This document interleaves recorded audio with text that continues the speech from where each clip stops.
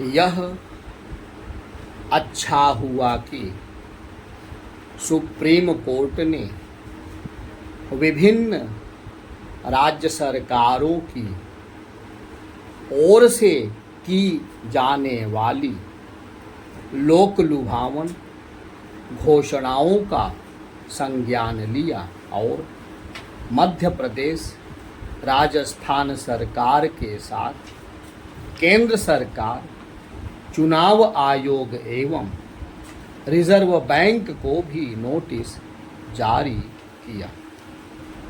मध्य प्रदेश और राजस्थान सरकार को नोटिस जारी करने का कारण यह है कि चुनाव करीब आते देखकर इन राज्यों की सरकारें लोक लुभावन घोषणाएं करने में लगी हुई हैं। कुछ ऐसा ही काम विधानसभा चुनाव वाले अन्य राज्यों में भी हो रहा है। इसे लेकर दायर जनहित याचिका में यह सही कहा गया है कि राज्य सरकारें अपने अंतिम वर्ष में लोक लुभावन घोषणाओं की झड़ी लगा देती हैं और ऐसा करते समय यह भी ध्यान नहीं रखती कि उनकी आर्थिक स्थिति उनके वादों को पूरा करने की अनुमति देती है या नहीं। चुनाव जीतने के लिए लोक लुभावन घोषणाएं केवल सत्तारूढ़ दल ही नहीं करते, विपक्षी दल भी ऐसा ही करते हैं। वे यह बताने से इनकार करते हैं कि घोषणा पत्रों के जरिए जनता को लुभाने के लिए जो वादे किए जा रहे हैं उन्हें पूरा कैसे किया जाएगा। नतीजा यह होता है कि ऐसे दल जब कभी सत्ता में आ जाते हैं तो धन की कमी का रोने लगते हैं या फिर अपनी घोषणाओं को आधे अधूरे ढंग से पूरा करने की कोशिश करते हैं।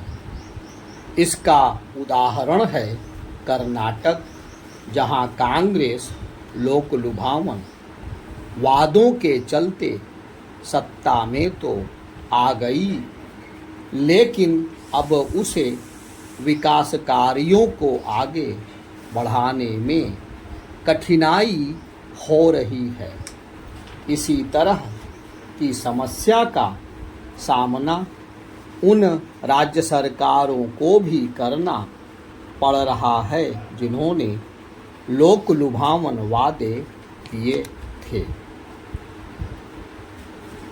निसंदेह भारत जैसे देश में जहां करोड़ों लोगों को निर्धनता से उबारना है, वहां जन कल्याण की योजनाएं तो चलानी ही होंगी, लेकिन जन कल्याण के काम करने और रेवड़ियां बांटने में अंतर होता है।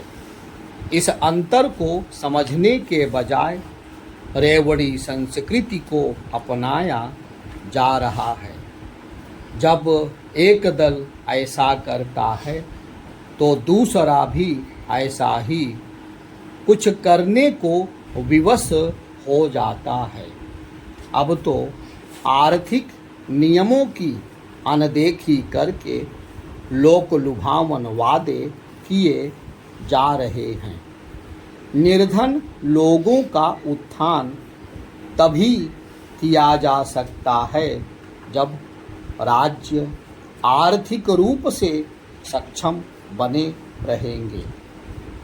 राजनीतिक दलों को यह समझना होगा कि आर्थिक सक्षमता वित्तीय नियमों की उपेक्षा करके नहीं प्राप्त की जा सकती।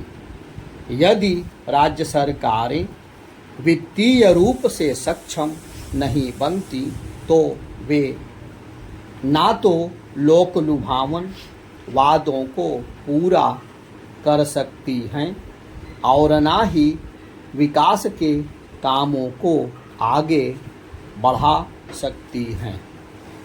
विडंबना यह है कि कमज़ोर आर्थिक स्थिति वाले राज्यों में भी राजनीतिक दल बड़ी संस्कृति अपना रहे हैं। यह संस्कृति राज्यों और अंततः देश की अर्थव्यवस्था पर बुरा असर ही डालेगी।